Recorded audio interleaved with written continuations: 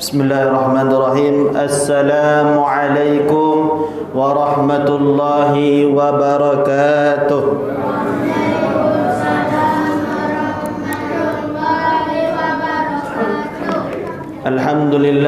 Alhamdulillahilladzi ja'ala al-islam tariqan sawiyya wa wa'ada lil mutamassikina bihi wa yanhauna al-fasada makanan 'aliyya. Asyhadu an la ilaha illallah wahdahu la syarika lah syahadatan man huwa khairan maqaman wa ahsanu nadiyya wa asyhadu anna sayyidana Muhammadan 'abduhu wa rasuluh al-muttasifu bil makarim kibaran wa sabiyya. Allahumma salli ala sayyidina Muhammad wa ala alihi wa sahbihi wa sallim alladhi yuhsinuna islamahum wa lam yaf'aluna syai'an fariyah. Yang terhormat Tuan Pengurus Masjid, para orang tua kami, alim ulama, ibu-ibu, orang tua kami, hadirin wal hadirat jamaah salat maghrib yang dimuliakan oleh Allah. Bersyukur kita kepada Allah Subhanahu wa taala dengan mengucapkan alhamdulillahirabbil alamin.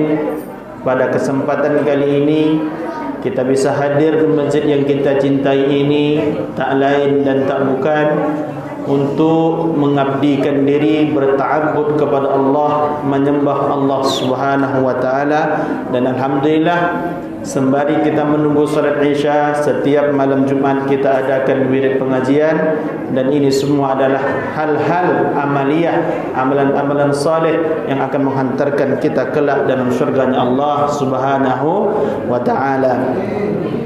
Bersalawat kita kepada Nabi dengan ucapan Allahumma salli ala Sayyidina Muhammad wa ala alihi wa sahbihi wa sallim. Mudah-mudahan kita semua mendapatkan syafaat baginda Rasulullah sallallahu alaihi wasallam. Amin ya rabbal alamin. Hadirin wal hadirat, Bapak Ibu jamaah salat maghrib yang dimuliakan oleh Allah. Salah satu amalan yang menjadikan amalan kita di dalam kehidupan kita sehari-hari itu dibagi menjadi dua amalan. Ada namanya al-a'malul jawarih, ada amal soleh yang dilakukan oleh anggota tubuh seperti kaki, tangan, mata. Tubuh ini bisa difungsikan untuk beramal. Nah, amalan itu disebut dengan al-a'malu jawarih, amal anggota badan. Selain amal anggota badan, ada juga namanya al-a'mal qalbiyah, amal-amal hati. Amal hati itu apa, Bu? Zuhud. Apa itu zuhud? Orang yang Allah berikan kekayaan, bukan dia tidak mencari dunia, bukan dia tidak mencari kekayaan, tapi ketika Allah Ta'ala berikan kekayaan yang melimpah, dia hidup seperti orang yang tidak kaya. Begitu dia kemana, bahkan dunia itu yang mengikuti dia. Itu namanya orang zuhud. Adanya di dalam hati. Zuhud itu namanya a'malul qalbiyah, amal soleh yang hanya bisa dilakukan oleh hati. Ada namanya amal hati itu tawaddu, rendah hati. Lawan dari zuhud tadi Bapak Ibu namanya qanaah. Orang yang ketika setiap pagi sampai sore bekerja, kemudian Allah Ta'ala memberikan dia rezeki, tapi rezeki itu tak banyak dia dapat, sehingga dia tak menjadi orang kaya, bahkan orang yang sederhana, tapi dia terima kesederhanaan itu dengan hati yang qanaah. Jadi kalau zuhud, orang yang begitu kaya tidak terlihat kaya, orang yang begitu susah tidak menderita akan kesusahannya. Kenapa? Karena ada dalam hatinya qanaah, menerima apa adanya. Orang Bapak Ibu sekaya apapun dia, kalau tidak bersifat qanaah akan serba kekurangan, haus akan dunia. Orang yang zuhud ketika dia memiliki harta yang mewah, tapi harta itu sedikit pun tidak mempengaruhi dari amal tubuh dia. Itu ada namanya di dalam hati.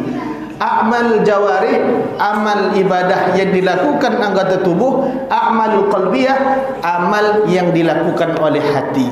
Nah, hati manusia tidak ada yang tahu kecuali dia pribadi dan Allah Subhanahu wa ta'ala.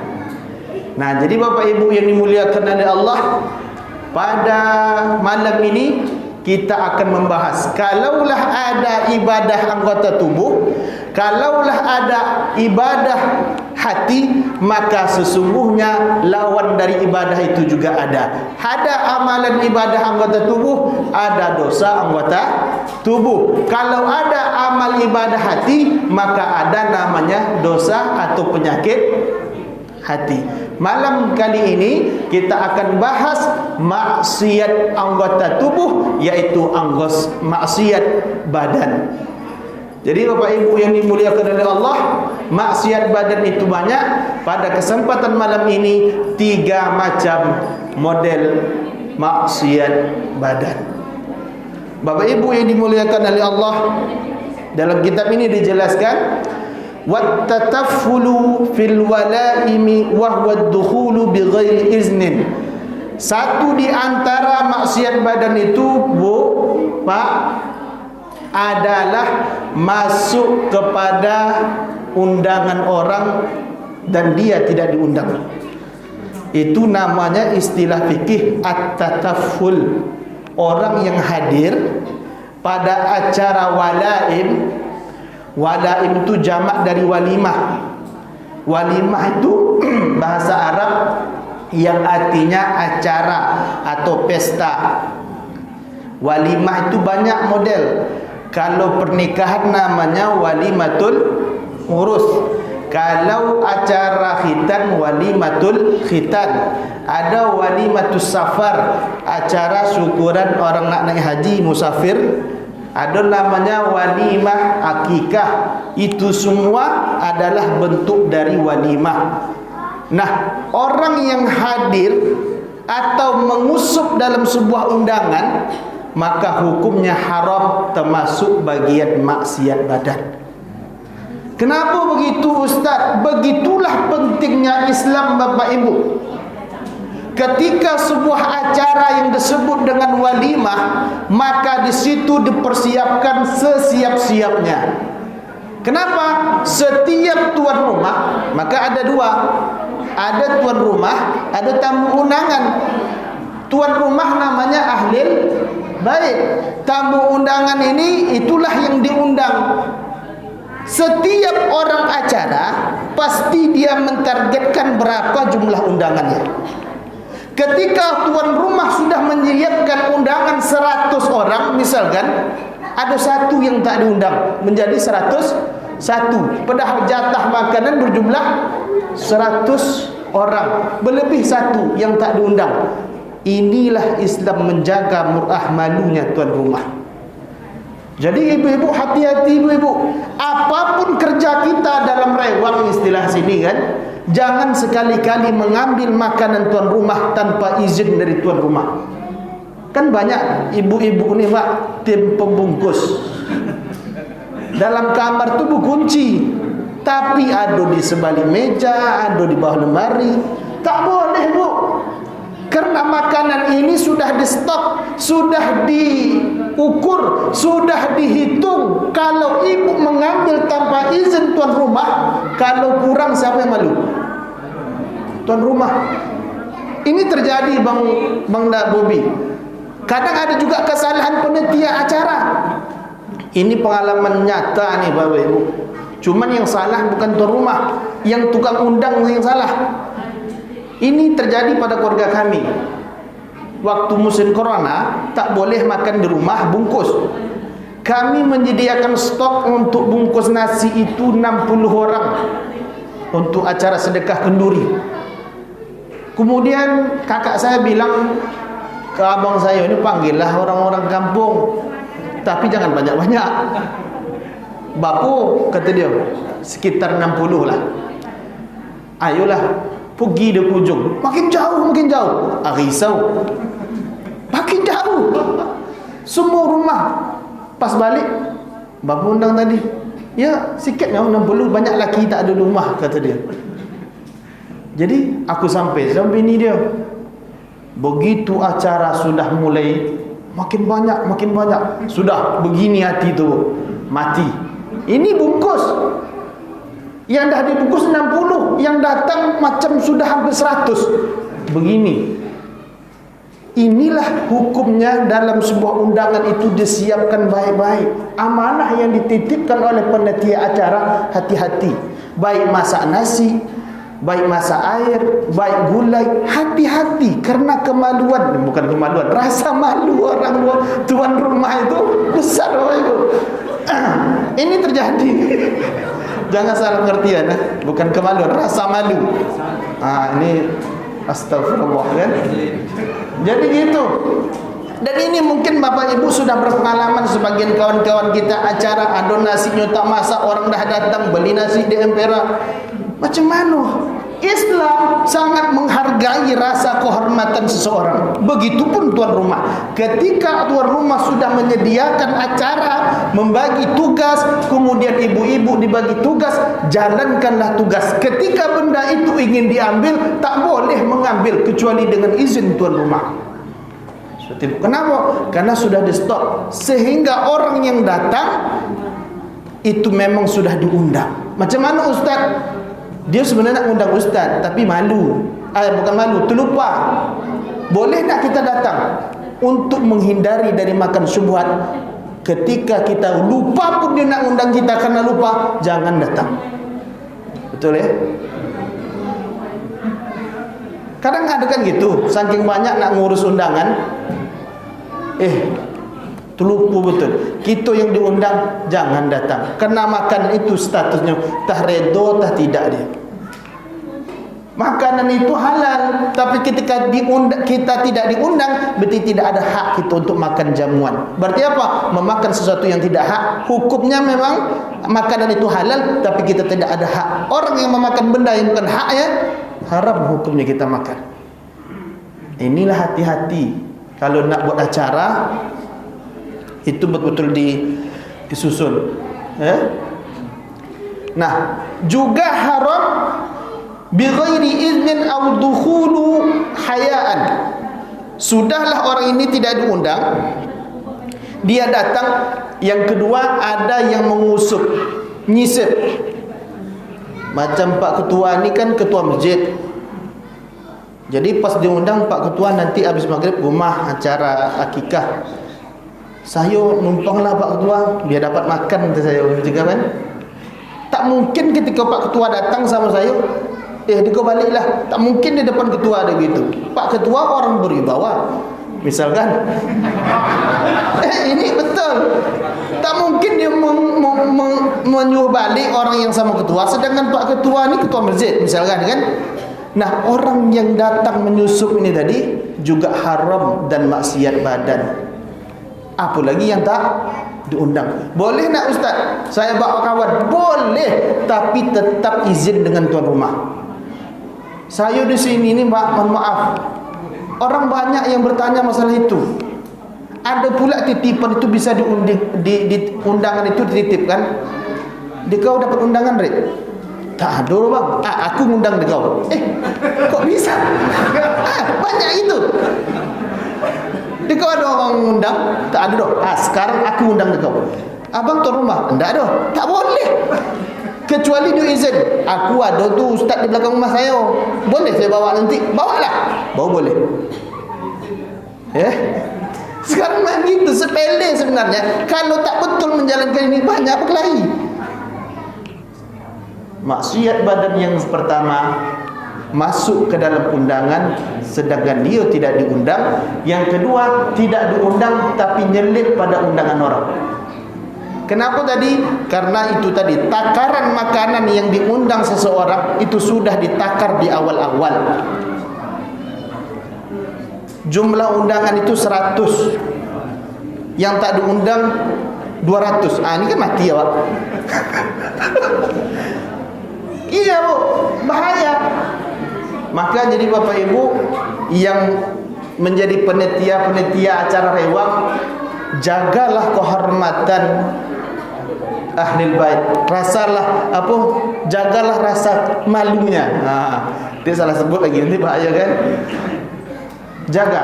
Karena di sinilah Islam mengatur seseorang dalam buat acara, namanya walimah. Walimah yang wajib kita datangi satu walimahnya, namanya walimatul urus. Acara pernikahan hukumnya wajib untuk kita datang, sedangkan walimah selain pernikahan hukumnya sunnah. Itu hukum mendatangi acara undangan.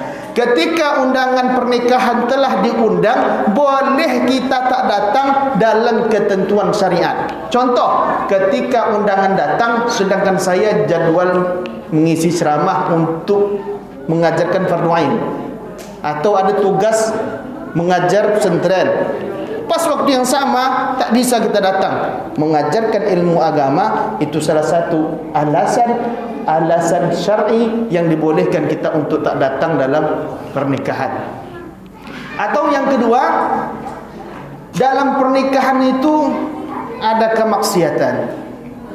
Kan ada sebagian buat acara mengundang dangdut koplo misalkan.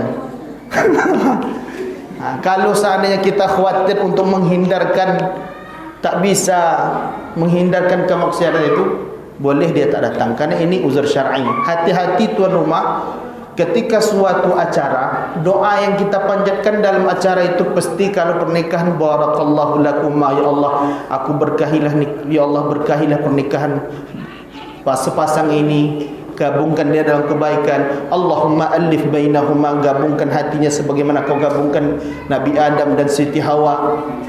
Keselamatan. Tapi ketika ibu buat sebuah acara itu ada maksiat, berjudi, mabuk, bertumbuk, berzina orang malam itu, maka tuan rumah yang akan menanggung dosanya. Hati-hati bu, ibu minta doa selamat, tapi yang ibu undang kesengsaraan dan balapetaka, tak nyambung. Udahlah kita minta sama Allah kebahagiaan, tapi yang kita adakan ini acara-acara yang berbau-bau suka setan, maka takkan nyambung. Maka hati-hati. Kenapa orang yang bermewah-mewah bahkan hijab kabulnya di samping Ka'bah, tapi kenapa banyak bercerai? Di dalam acara walimahnya, saksinya terbanyak orang-orang yang berdosa fasik, sehingga berpengaruh dalam sebuah hubungan rumah tangga. Maka kalau kita nak menikahkan anak, carilah saksinya orang-orang yang soleh, yang jauh dari dosa-dosa besar. Apa contohnya? Setidaknya tak pernah meninggalkan sembahyang. Orang yang meninggalkan sembahyang, orang berdosa besar. Orang yang memiliki dosa besar, bahkan sebagian ulama fikih menekankan tak sah dia jadi saksi nikah.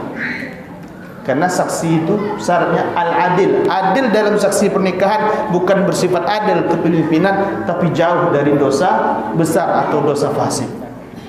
Itu yang pertama Bapak Ibu, menghadiri sebuah undangan tak diundang bagian dari dosa badan dan hukumnya haram. Yang kedua, orang yang menyusup dalam sebuah undangan. Inilah tegasnya Islam dan begitunya Islam menjaga kehormatan seorang umat Islam, hamba Allah Subhanahu wa taala. Jadi kalau kita betul-betul tidak diundang, janganlah hadir kecuali kita minta izin. Karena di dalam makan minum itu ada ridho dan ada tidak ridhonya. Kita khawatir ketika dia tidak mengundang kita tapi kita datang juga, mau tak mau dia terima juga, padahal hatinya tak redha makan itu dimakan oleh kita. Nauzubillah. Jadi gitu Bapak Ibu yang dimuliakan oleh Allah, maksiat badan yang disebut dengan at-tatafful, menghadiri sebuah undangan tak diundang dan menyusup dalam sebuah undangan. Jadi kalau kita nak menulis undangan, tulislah betul-betul, undanglah orang-orang yang betul-betul ingin kita undang. Dan ketika kita tidak diundang, jangan menjadi sebuah permusuhan. Dan ketika kita yang mengundang karena lupa, akhirnya dia tidak datang, maklumlah, berarti dia paham dengan hukum. Bolehlah. Ya. Assalamualaikum warahmatullahi wabarakatuh. Assalamualaikum warahmatullahi wabarakatuh. Ini Ustaz berkaitan dengan pertanyaan Ustaz. Kita ni kan kalau di masjid ni Ustaz, kami sebagai murid gitu Ustaz, kan selalu datang ibu-ibu ni bawa kue begitu Ustaz. Jadi sebelum acara dimulai karena kami dah makan tak izin. Jadi hukum status makanan itu apakah haram atau halal? Halal kata ibu halal. Jangan apa? Jadi Muntah lah boy. Jadi gini. Makanya dalam acara itu kita pisahkan. Kalau acara walimah, acara walimah yang berkaitan di rumah itu sudah ditakar porsinya. Tapi ketika disedekahkan ke masjid ini lain bidang. Ketika di acara ke masjid itu memang murni disedekahkan. Ya, maka ketika itu sudah hukumnya sudah bebas siapa yang mau makan. Silahnya memang itu berarti kan makan sebelum waktunya gitu kan. Tapi benda itu memang untuk dimakan. Dalam persi walimah ini beda. Walimah ini sudah di stok dalam sebuah jumlah orang yang akan datang untuk makan itu sudah di stok. Makanya ketika ada yang datang tanpa diundang itu mengkhawatirkan kurangnya makanan dalam. Tapi dalam tadi itu tak masalah. Jadi ibu-ibu yang dimuliakan oleh Allah, ini izin dia ibu. Jadi ibu pun langsung bilang ikhlas, kan? Itu salah. Ustaz, mungkin malam ini kalaupun tidak habis yang 3 itu pada Jumat lain kita sambung. Tapi fokus untuk yang satu ini. Tadi Pak Ustaz ada mengatakan untuk menghadiri undangan orang nikah itu wajib kecuali ada unsur syar'i, uzur. Sekarang ini kalau kita pada saat itu kita berada di luar kota, satu. Kemudian pertanyaan saya, kami kan sering di sini orang minta umumkan bahwa misalnya lepas maghrib nanti si A ada yang mengundang. Pada saat kita mengundang itu kan banyak yang belum datang nih. Bapak Ibu misalnya si A mengundang Bapak Ibu semua serta anak-anak, sedangkan bapak-bapaknya sudah walad dolib, barulah ramai ni minta ramai Ibu ni. Nanti sedangkan tuan rumah kita tidak tahu persis berapa jumlah yang mengundangnya. Macam mana hukum ini? Macam mana tadi?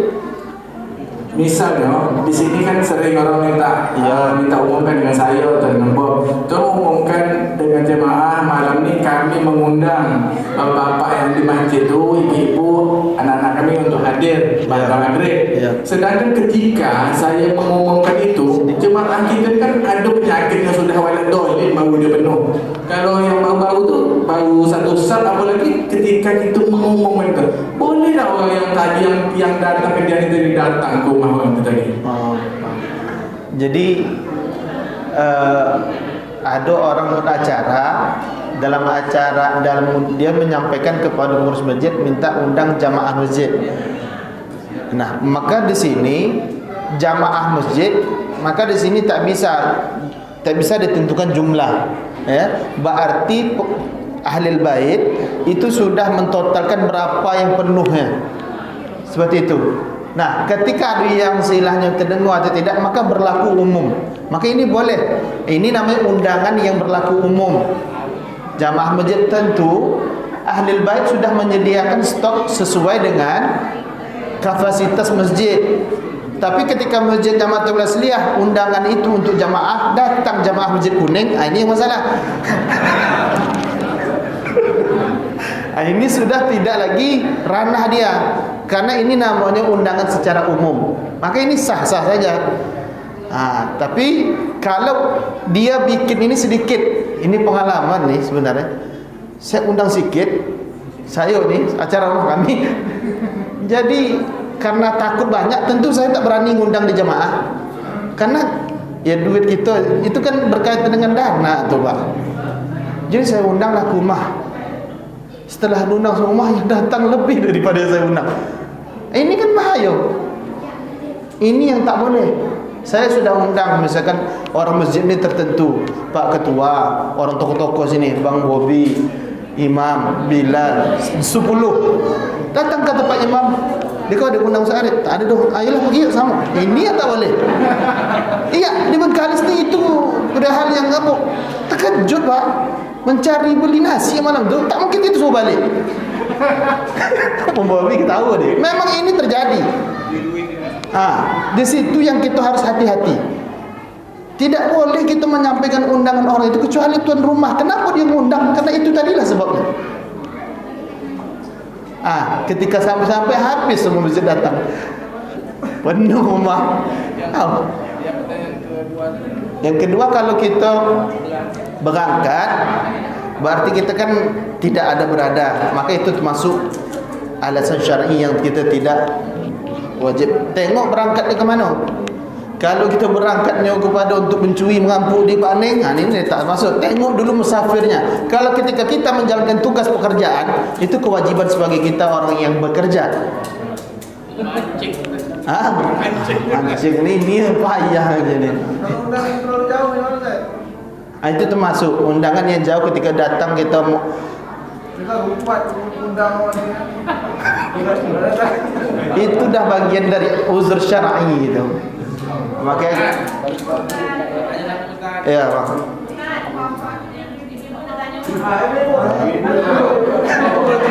Biasa tuh kan lagi ini kan.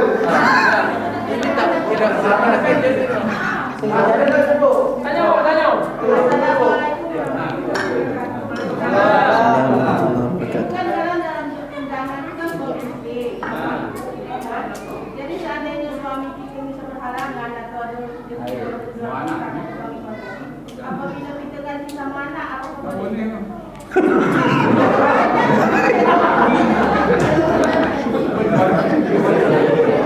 Iya, betul.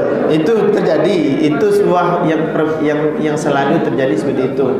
Jadi ketika undangan itu tak bisa kita penuhi, boleh nak kita mewakili undangan itu ke anak untuk datang ganti kita. Nah, ketika saya sudah membaca dan mendengar dari guru-guru kami, itu juga tidak boleh untuk mengganti, hanya dengan kecuali beberapa hal. Contoh, ketika kita masjid ngundang bupati, bupati tak bisa datang, wakil dia, karena kita butuh kehormatan dia, ini boleh. Berarti kan banyak gitu kan, ketika kita mengundang seorang orang yang kita tunggu kedatangannya untuk sebuah kehormatan dia, dah tiba-tiba dia ada halangan, boleh diganti dengan bawah jabatan dia. Yang kedua, misalkan orang itu berharap betul dari keluarga kita datang, berharap ketika kita datang, ketika kita sebut, mungkin dalam acara itu kita sudah sebutkan, mungkin kalau hari itu Bu, saya tak bisa datang, tak apa doh, kalau tak dapat suami ibu pun tak apa,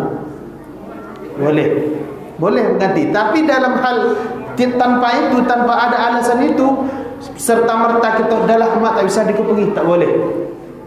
Ada ketentuan yang membolehkan itu. Makanya ketika kita diundang, kita tahu nih, dalam hal ini kita tak bisa datang, sebutkan sebetul-betulnya. Sekarang kan banyak, bisa datang Bu, tak bisa doh. Jadi malam tu insya-Allah, ini insya-Allah tak bisa nih. Betul lah Pak? Kalau dah insya-Allah 2 kali, itu kadang itu hanya insya-Allah. Tak boleh kita memakaikan sebuah kalimat insya-Allah kalau kita sebenarnya tak tahu, kita dah tahu kita tak bisa datang. Itu tak boleh. Karena insya-Allah tu sesuatu yang betul-betul berhalangan kita tak bisa datang. Ini kan kita dah memang tahu tak bisa. Nah, apa pakai insya-Allah pula? Jaga hati dia Ustaz. Kita menjaga hati orang, kita berdosa. Seperti itu Bu ya. Jadi lebih kewaspadanya dalam mengganti undangan ini, dalam beberapa literatur kitab yang saya baca, tidak boleh serta-merta mengganti posisi undangan kecuali itu sudah ada ketentuan. Yang pertama, memang orang itu berharap dari keluarga kita, satu di antara kita tak dapat suami kita, itu boleh.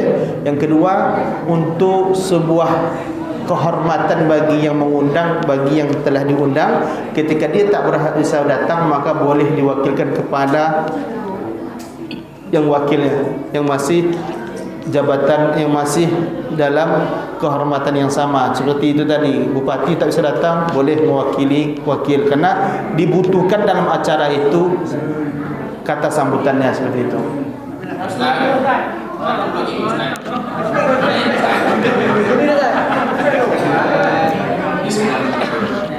Ini pasal pengalaman yang Ustaz bilang kan. Iya.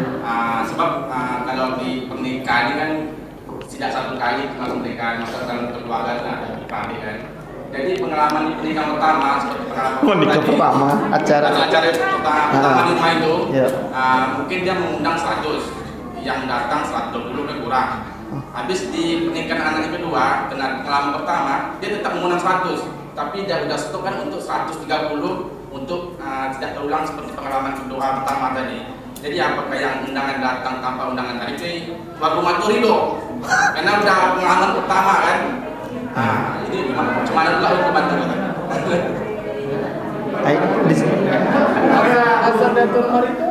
Ya cuman kan retonya ke siapa? Itulah tadi akibat acara yang pertama tadi itu sebenarnya itu sudah salah bagi yang datang kan. Dia mengundang 100, yang datang 120.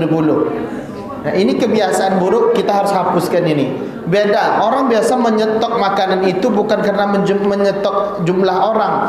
Banyak yang tak datang, misalkan jumlah itu misalkan 100. Nanti mungkin hujan, mungkin orang tak datang, kita sediakan 100. Kan porsi orang makan ini kan berbeda-beda. Kayak saya kan 2 porsi saya, Pak. Kalau status hukum seperti yang ini tadi, itu saya tak tahu jawabannya seperti apa. Bagaimana karena keredoan ini kan belum jelas. Pokoknya siapa yang datang jumlah 30 lebih ini siapa-siapa aja lah. Kan tak jelas orangnya nih. Orang gaib nih kan. Orang-orang aneh yang datang tak kan bisa cakap seperti itu kan. Maka sebagaimana hukum statusnya? Wallahu alam, saya tak tahu. PR nanti saya tanya. Pak.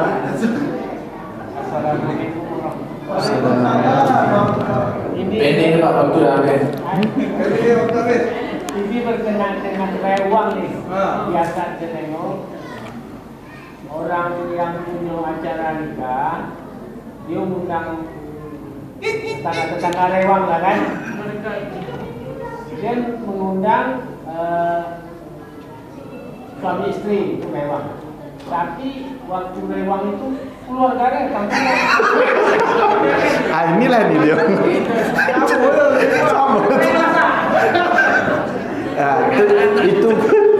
Itu bagian sama lah tuh Bang Tua ya.